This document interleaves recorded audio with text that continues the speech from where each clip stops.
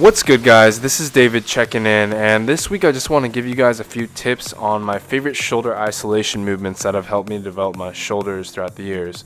So this first movement is a front raise. On the right side is the variation that I really enjoy, and there's a reason for that. So on the right, you can see that I'm kind of bringing the dumbbell across to my mid-chest level. This really actually allows for simultaneous contraction of the chest along with the front delt, and it really helps to develop that chest tie-in. As you can see, the line down the chest, and it can make a big difference, just this small little technique in developing that mind-muscle connection. So give that a go next time you guys try the front raise and incorporate that in your workouts. The second movement is the lateral raise. So one tip that I generally recommend is a slight lean forward.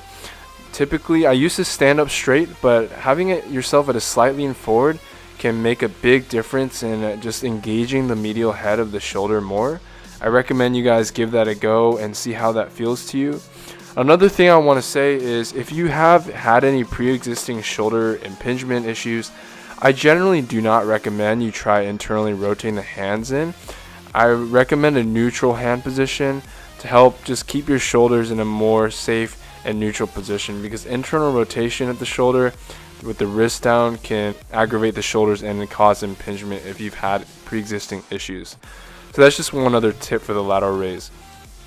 The last tip I wanted to share with you guys here is related to the rear delts. So this is one of my favorite movements, the rear delt W. I really enjoy this movement because it emphasizes the external rotation component of the rear delts, and it can help create balance within the shoulder. With all the internal rotation work that is in most programs, the rear delt W can be a great way to balance things out.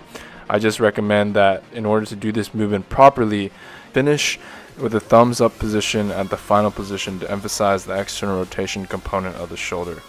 So I hope sharing all these tips was helpful to you guys.